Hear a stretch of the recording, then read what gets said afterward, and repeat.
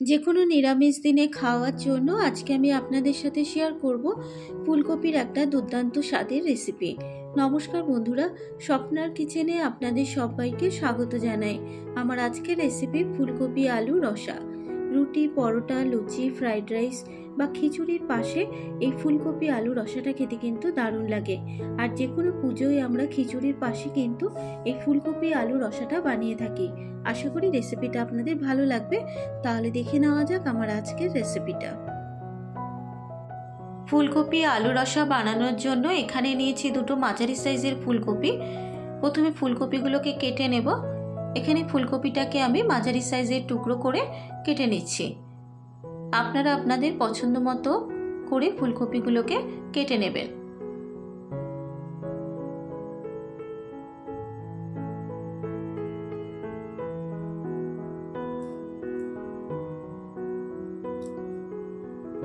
ঠিক এরকম মাঝারি সাইজের টুকরো করে আমি দুটো ফুলকপি কেটে নিলাম। আর নিয়েছি এখানে একটা আলুটাকে একটু মাঝারি সাইজের টুকরো করে কেটে নিয়েছি। আলু আর ফুলকপিটাকে ধুয়ে নেবার পর এবার নিয়েছি এখানে একটা মিক্সিং জার। এবারে মিক্সিং জারের মধ্যে দিয়ে দেবো দুটো মাঝারি সাইজের টমেটো, দেবো 7টা কাঁচা লঙ্কা আর দিয়ে দেবো কয়েক টুকরো আদা। এবারে ঢাকনাটাকে বন্ধ করে টমেটো, কাঁচা লঙ্কা, আদার একটা মিহি পেস্ট রেডি করে নেব। ঠিক এরকম একটা মিহি পেস্ট রেডি করে নিতে হবে। এবারে ফুলকপি ভাজার জন্য কড়াইতে দিয়ে দিলাম 3 টেবিল চামচ সর্ষের তেল। তেলটাকে খুব ভালো করে গরম করে নেব। তেলটা গরম হয়ে যাবার পর তেলের মধ্যে দিয়ে দেবো কেটে ধুয়ে রাখা ফুলকপি। ফুলকপির মধ্যে দেব স্বাদ মতো নুন আর দিয়ে দেবো 1/2 চা চামচ হলুদ গুঁড়ো। নুন আর হলুদ গুঁড়ো দেবার পর এবার ফুলকপির সাথে মিশিয়ে নিয়ে ফুলকপিটাকে একটু লাল করে ভেজে নেব।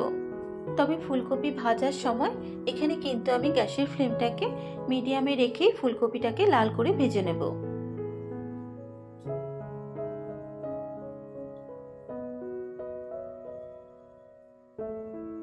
মিনিট 5 ক্রমাগত নাড়াচাড়া করে নেবার পর ফুলকপিটা দেখুন লাল করে ভেজে নেওয়া হয়ে গেছে। এবারে ফুলকপিটাকে একটা পাত্রের মধ্যে তুলে নেব।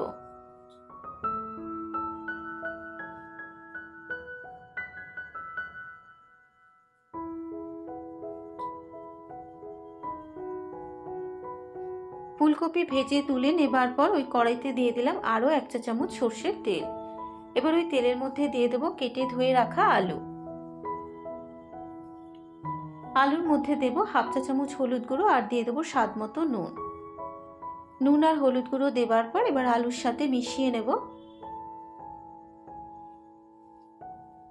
নুন আর হলুদ গুঁড়োটা মেশানো হয়ে যাবার পর এবার গ্যাসের ফ্লেমটাকে মিডিয়ামে রেখে মিনিট 5 ঢাকা দিয়ে আলুটাকে খুব ভালো করে ভেজে নেব।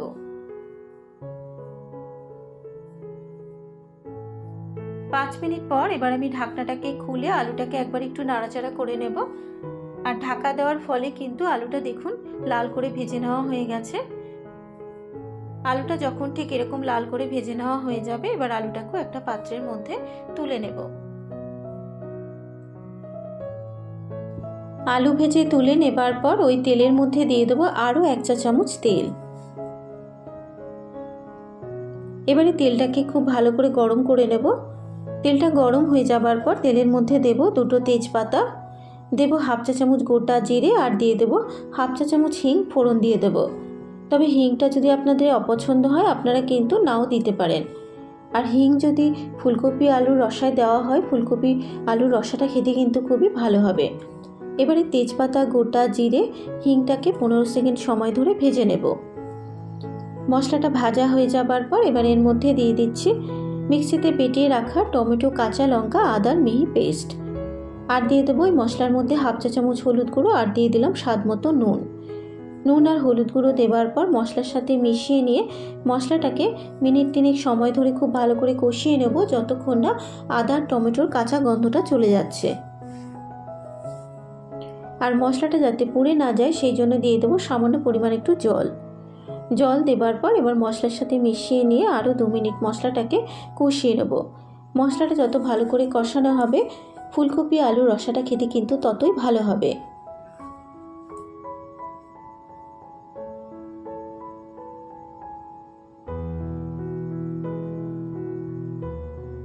মশলাটা কষানো হয়ে যাবার পর এবার এর মধ্যে দেব কালারের জন্য হাফ চা চামচ কাশ্মীরি লঙ্কার গুঁড়ো, দেব 1 চা চামচ জিরের গুঁড়ো আর দিয়ে দেবো ছোট 1 বাটি ফ্রোজেন মটরশুঁটি। তবে মটরশুঁটি যদি আপনাদের কাছে না থাকে আপনারা কিন্তু নাও দিতে পারেন।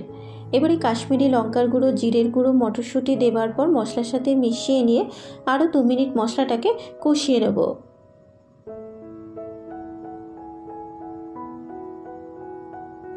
মিনিট 2 মশলাটা কষানো হয়ে যাবার পর যখন মশলা থেকে ঠিক এরকম তেল ছেড়ে আসবে এবার এর মধ্যে দিয়ে দেবো ভেজে রাখা আলু আর দিয়ে দেবো ভেজে রাখা ফুলকপি। আলু আর ফুলকপিটা দেবার পর এবার মশলার সাথে মিশিয়ে নেব।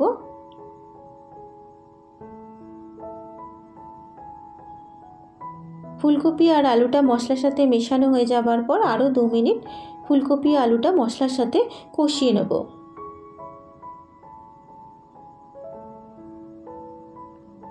ফুলকপি আর আলুটা যখন মশলার সাথে খুব ভালো মতো কষানো হয়ে যাবে এবার এখানে গ্রেভির জন্য দিয়ে দেবো 2 কাপ মতো গরম জল। আপনারা যে যেরকম গ্রেভি খাবেন সেই বুঝেই কিন্তু জলটাকে অ্যাড করবেন। গরম জল দেবার পর এবার আলু ফুলকপির সাথে খুব ভালো করে মিশিয়ে নেব।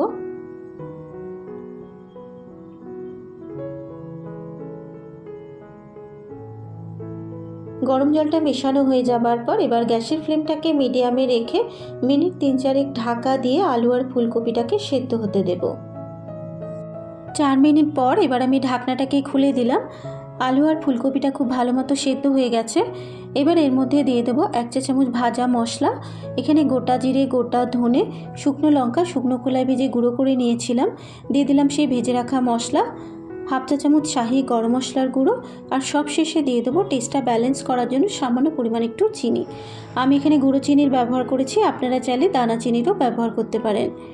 এবারে সব কিছু দেবার পর আলু ফুলকপির সাথে খুব ভালো করে মিশিয়ে নেব।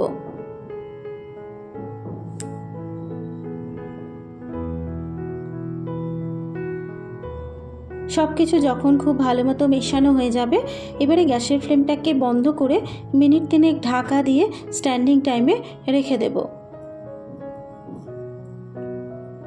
তৈরি হয়ে গেছে আমার আজকের রেসিপি আলু ফুলকপি রসা। আশা করি রেসিপিটা আপনাদের ভালো লাগবে। যদি রেসিপিটা আপনাদের ভালো লেগে থাকে ফেসবুক থেকে দেখলে পেজটা ফলো করার অনুরোধ রইল। আর যারা ইউটিউব থেকে দেখছেন অবশ্যই আমার চ্যানেলটাকে সাবস্ক্রাইব করে পাশে থাকা বেল আইকনটি প্রেস করে দেবেন। আজকের মতো এই পর্যন্ত। আবারও হাজির হয়ে যাব অন্য কোনো নতুন রেসিপি নিয়ে। সুস্থ থাকবেন, ভালো থাকবেন। ধন্যবাদ।